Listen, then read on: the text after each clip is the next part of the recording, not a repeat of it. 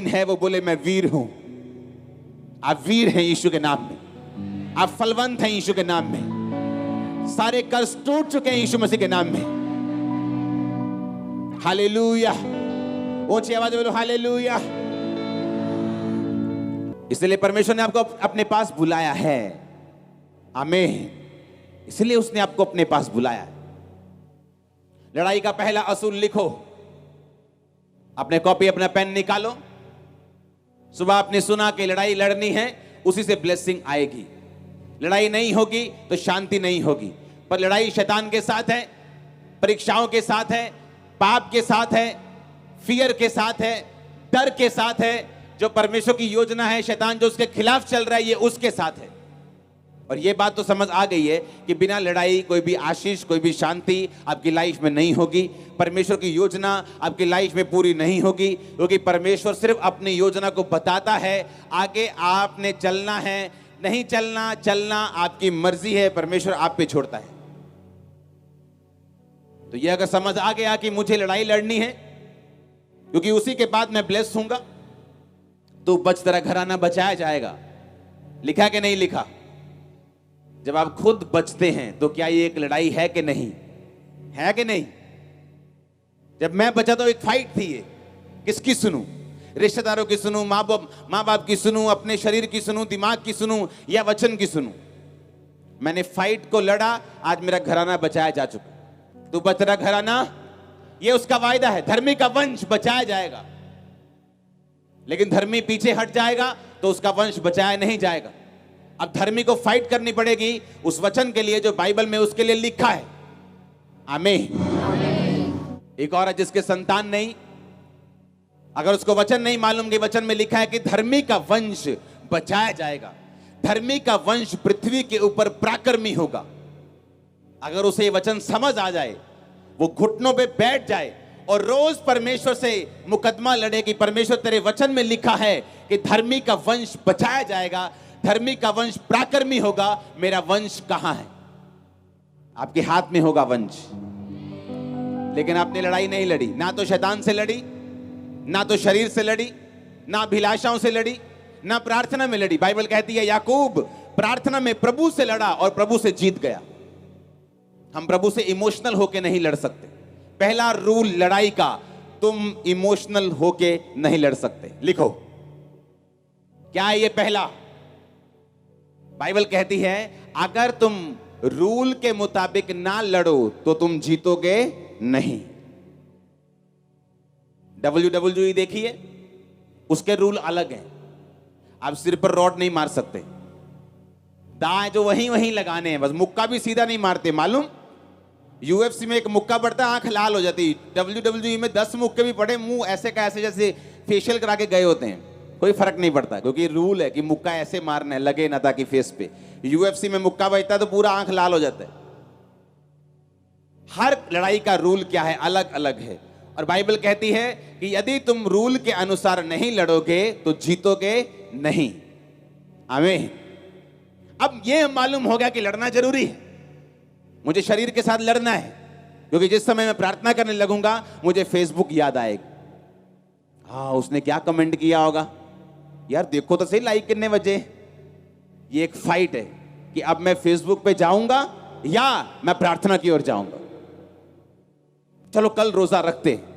जैसे ही कल सुबह रोजा रखा, मम्मी ने 3-4 फेवरेट डिशेस बना के सामने रख देनी। अब ये फाइट है कि आज रखने के कल। सामने पड़ोसन खड़ी है, गुस्सा तो बहुत चढ़ रहा है कि मुंह पे मुक्का मारे, पर अपने आप को कंट्रोल किया। ये क्या है? एक फाइट है। शरीर पर काबू करना, ब्लू फिल्म को ना देखना, क्या है? एक फाइट है। निराशा में भी परमेश्वर के साथ खड़े रहना। कहीं भूल भुले के पार्टी में चले भी गए तो दारू को हाथ ना लगाना, क्या है? एक फाइट है। तुम अपनी फाइट करो, परमेश्वर तुम्हारे साथ खड़ा होगा। आमीन। ये फाइट है। पहला रूल फाइट का, तुम इमोशनल होकर फाइट नहीं लड़ सकते। तुम्हें रूल्स के साथ लड़ना होगा, तुम्हें रूल्स के साथ लड़ना होगा। आमीन। दूसरा शमूएल 6 उसकी 1 से 13 आयत। मैं 2 पढ़ चुका हूं, 3 पढ़ूंगा। फिर उन्होंने परमेश्वर का संदूक एक नई गाड़ी पर चढ़ाकर टीले पे रहने वाले अबीनादाब के घर से निकाला, और अबीनादाब के उज्जा और अहो नामक 2 पुत्र उस नई गाड़ी को हाँकने लगे। उन्होंने उसको परमेश्वर के संदूक समेत टीले पर रहने वाले अबीनादाब के घर से बाहर निकाला, और अहिया संदूक के आगे आगे चला। सब बोलो आमीन। दाऊद और इज़राइल का समस्त घराना यहोवा के आगे सनोवर की लकड़ी के बने हुए सब प्रकार के बाजे, वीणा, सरंगियां, डफ, डमरू और झांझ बजाते रहे। जब वो नाकाने के खलिहान तक आए, तब उज्जा ने अपना हाथ परमेश्वर के संदूक की ओर बढ़ाकर उसे थामा, क्योंकि बैलों ने ठोकर खाई। ऐसे बैल लेके जा रहे थे आराम से, बैलों ने ठोकर खाई, कुछ पत्थर वत्थर लग गया, गाड़ी हिल गई और परमेश्वर का संदूक गिरने लगा।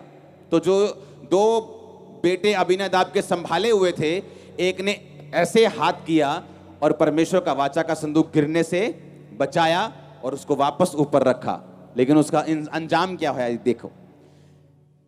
तब यहोवा का कोप उज्जा पर भड़का, और परमेश्वर ने उसके दोष के कारण उसको ऐसा मारा कि वो परमेश्वर के संदूक के पास मर गया। अब आप बोलोगे उसने तो परमेश्वर की मदद की, कि परमेश्वर का संदूक धरती पर ना गिर जाए, उसने अपना हाथ बढ़ाकर उसे क्या किया, थाम लिया। लेकिन परमेश्वर ने उसको मारा और लिखा वो वहीं मर गया। दाऊद देखकर डर गया, कहता है इसने तो अच्छा काम किया, पर मर कैसे गया। बाइबल कहती है दाऊद ने वो वाचा का संदूक वहीं छोड़ दिया, अपने घर ने वहां नहीं लेके गया। और जानते उसने कहां छोड़ा उसको? इसलिए दाऊद ने यहोवा के संदूक को 10 आयत में अपने यहां दाऊदपुर में पहुंचाना ना चाहा, परंतु गतवासी ओबेदेदोम के यहां पहुंचाया। दाऊद डर गया, इतना डर गया, कहता मैं वाचा का संदूक नहीं लेके जाऊंगा, इसे यहीं कहीं छोड़ दो। तो उसने कहा, उसने ओबेदेदोम के घर में उसे पहुंचा दिया। यहोवा का संदूक उसके घर में 3 महीने रहा, और बाइबल कहती है यहोवा ने ओबेदेदोम और उसके समस्त घराने को आशीष दे दी। जब उनको आशीष मिल गई तो दाऊद को पता चला कि भाई जहां तो संदूक रख के आया है उनको तो आशीष मिल रही, वो जिस खेत पर हाथ लगा रहे हैं 10 गुना फसल आ रही, उनकी भेड़ बकरियां 10 गुना ज्यादा बढ़ रही, उनके पास कोई बीमारी नहीं जा रही, उनके घर में बरकत आनी शुरू हो गई, अच्छे अच्छे प्रॉपर्टी के सौदे हो गए, उनके लोग सस्ते दाम में उनको बेच के चले गए। अरे उनको बहुत आशीष मिली। दाऊद कहता है आशीष मिली, चलो लेके आता हूं वापिस संदूक। फिर दाऊद ने गलती ढूंढी कि गलती कहां हुई। फिर दाऊद को बताया गया कि गलती ये थी कि ये रूल है कि जब परमेश्वर के वचन का जो संदूक है उसे निकालोगे तो कोई भी गाड़ी पर रखकर उसे नहीं लाओगे, याजक उठाकर उसको लेके आएंगे और कोई बंदा उसे टच नहीं करेगा। पर दाऊद क्या हुआ, इमोशनल हो गया कि नहीं परमेश्वर का संदूक है, फ्रेश गाड़ी लेके जाएंगे। आज के जमाने में बोलो नहीं नहीं परमेश्वर का संदूक रॉयल्स रॉयल्स में लेके आएंगे, मर्सिडीज में लेके आएंगे, फेरारी में लेके आएंगे, लैम्बोर्गिनी में लेके आएंगे, बेस्ट गाड़ी में परमेश्वर का संदूक लेके आएंगे। लेकिन परमेश्वर ने क्या कहा, तुम मेरा संदूक याजकों से उठवाना और कोई बंदा उनको हाथ ना लगाए, नहीं तो वो मर जाएगा, पहले से बताया गया था। इसलिए इमोशनल लोग जो हैं कई बार परमेश्वर की सेवा नहीं कर पाते। यीशु मसीह जब 12 साल के थे तो जब पर्व हुआ तो यरूशलेम में सब गए, उनके माता पिता सब रिश्तेदार गए, और जब पर्व वापस हुआ सब वापस निकल गए। बड़े बड़े परिवार 100-100, 200-200, 300-300 लोगों के होते थे। माता पिता ने सोचा यीशु मसीह बीच में ही है। जब आगे निकल गए तो ढूंढा यीशु कहाँ है, यीशु कहाँ है, मालूम चला तो है ही नहीं। वापस गए यरूशलेम, 3 दिन ढूंढते रहे यीशु मसीह को। 3 दिन के बाद यीशु मसीह जब परमेश्वर के भवन में मिले तो वो शास्त्रियों के साथ, बड़े बड़े विद्वानों के साथ वो क्वेश्चन आंसर कर रहे थे। तो माता पिता ने कहा, ए यीशु तू नहीं जानता हम कुड़ते हुए तुझे ढूंढते हैं, हम कुड़ चुके हैं, हम हाँ समझ रहे हैं आपके नहीं। तो यीशु मसीह इमोशनल नहीं हुए। ओ मम्मी, यीशु मसीह ने कहा क्या तुम नहीं जानते कि मुझे अपने पिता के घर में होना जरूरी है। यीशु मसीह वचन सुना रहे हैं, वचन सुनाते सुनाते भागते भागते लोग आए, यीशु मसीह तेरे मम्मी आए बाहर, तेरे भाई आए बाहर। यीशु मसीह ने कहा मेरे माँ बाप भी यही हैं जो मेरे वचन को सुनते और मानते हैं। इसका मतलब ये नहीं कि यीशु मसीह के अंदर इमोशन नहीं थे, थे इमोशन। जब वो लाजर की कब्र पे गया, बाइबल कहती है वो रोया। जब वो लोगों को देखता था तो यीशु मसीह ऐसा लिखते हैं कि वो ऐसे लोगों को देखता था जैसे व्याकुल भेड़े हों, और लिखा वो तरस के साथ लोगों को छूता था, तरस के साथ लोगों को ब्लेस करता था, तरस के साथ आंखों को छूता था और आंखें आती थी लोगों की। वो इमोशन से भरा हुआ था। लेकिन इमोशंस अलग चीज हैं और इमोशनल फूल होना अलग चीज है। लड़ाई का पहला नियम, आप इमोशनल फूल नहीं हो सकते क्रिश्चियनिटी में अगर आपको लड़ना है और जीतना है तो। सेवकाई की शुरुआत में, सेवकाई के बीच में ऐसे इमोशनल फूल थे जो मेरे साथ सेवा करते थे, लेकिन इमोशनल थे। इमोशंस परमेश्वर वाले नहीं, संसारिक इमोशनल। और परमेश्वर ने उनको जब तक नहीं निकाला मेरी लाइफ में चैन नहीं आया। आज हम पीस में हैं, क्यों? क्योंकि ये परमेश्वर का प्लान है आपकी लाइफ में। इमोशंस होना और इमोशनल होना ये दोनों अलग अलग चीजें हैं। यीशु मसीह के पास आया, यीशु मसीह ने कहा पतरस चलो, मुझे तीसरे दिन ऐसे ऐसे होगा, तीसरे दिन मैं उठाया जाऊंगा, जी उठूंगा, मुझे क्रूस पे चढ़ाएंगे, दुख देंगे। पतरस साइड पे जाके बोला, ए प्रभु इधर आ, तू तेरे साथ कभी ऐसा ना हो, दोबारा नहीं गल कहीं मैनू, तू कभी, तेरे साथ कुछ नहीं होगा। यीशु मसीह ने कहा शैतान मेरे सामने से दूर हो जा, तू मेरे लिए ठोकर का कारण है, क्योंकि तू मुझे इमोशनल करने की कोशिश कर रहा है जहां मुझे नहीं होना चाहिए। तेरा यार नहीं, मेरा यार, कल नहीं जाना आप चर्च, पक्का दोस्त है ना मेरा, तू कल आप घूमन जाना। ये दोस्ती नहीं, दोस्त के पीछे कौन बोल रहे हैं। और आपको समझना है कौन सी बात कहां से निकल रही है। हर एक चीज को परमेश्वर के वचन की रोशनी में जांचना है। इसीलिए सब लोग नहीं जीत पाते क्रिश्चियनिटी में, क्योंकि उनको लड़ना नहीं आता। बाइबल कहती है अब दाऊद जब संदूक को लेके आया तो बलियां करता हुआ, याजक को उनके कंधे पे चढ़ाता हुआ और rightly, accurately, according to the word of God वो उन्हें लेके आया, और कुछ भी नहीं हुआ, बल्कि दाऊद आशीषित हुआ। आमीन। लोग सेवा करते हैं इमोशनली, इमोशन से भर के, और मार खाते हैं। आपको इमोशनल नहीं होना, आपको स्पिरिचुअल होना है। आमीन। और स्पिरिट के हिसाब से चलना है, ना कि इमोशंस के हिसाब से, क्योंकि फाइट में आप इमोशनल नहीं हो सकते। इमोशनल आदमी रूल्स को तोड़ता है, आप फाइट में इमोशनल नहीं हो सकते। इसलिए परमेश्वर ने कहा अगर लड़ने वाला विधि के अनुसार ना लड़े तो मुकुट नहीं पाता। वो मुकुट जो मैंने तुम्हारे लिए रखा हुआ, वो इनाम जो रखा हुआ धरती पर भी स्वर्ग में भी, दोनों इनाम रखे हुए हैं आप लोगों के लिए।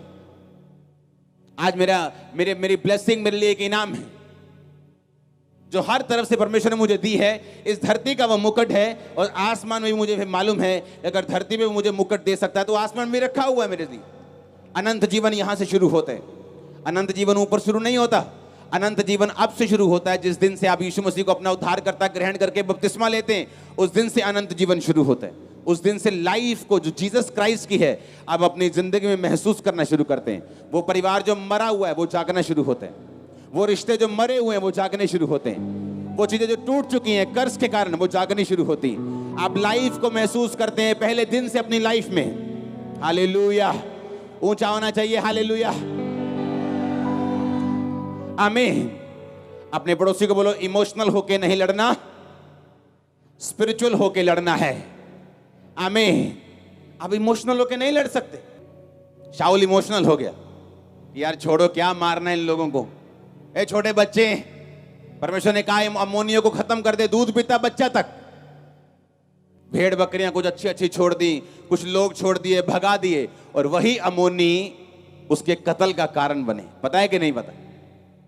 तुम परमेश्वर से अधिक समझदार नहीं हो सकते, तुम परमेश्वर से अधिक धर्मी नहीं हो सकते।